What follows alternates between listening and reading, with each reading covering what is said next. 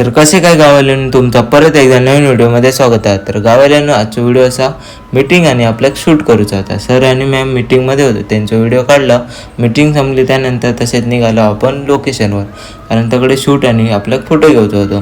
तर सरांनी आणि ड्रोन शूट घेतल्याने आणि मी व्हिडिओ काढले थोडे. व्हिडिओ झाल्यानंतर आपल्या तिकडे जायचं होतं, कारण मॅम थंच होते मीटिंगमध्ये.